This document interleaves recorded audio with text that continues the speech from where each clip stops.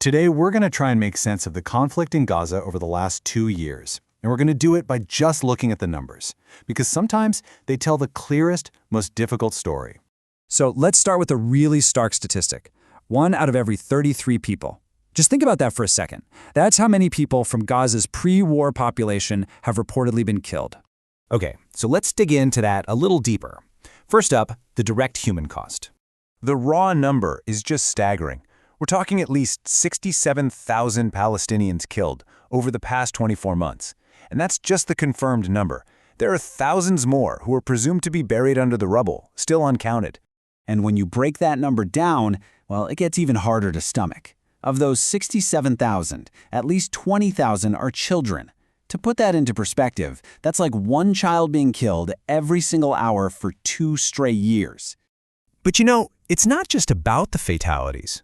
The impact ripples out much, much wider. Over 169,000 people have been injured. That's about 1 in every 14 people. And for so many, these aren't minor injuries. We're talking about life-altering wounds. And the severity of those injuries, especially for kids, is just devastating. It's estimated that somewhere between 3,000 and 4,000 children in Gaza have lost an arm, a leg, or more. So where do people even go for help with these kinds of injuries?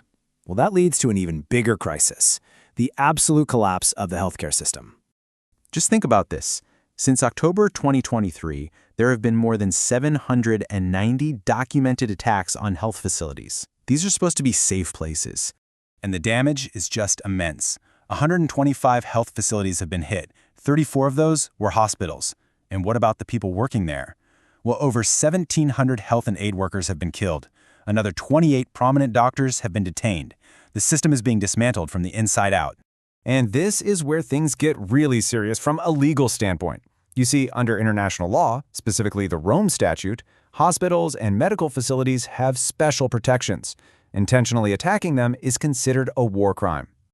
So you've got this massive health crisis. And on top of that, you have a crisis of basic survival. Let's talk about food and water.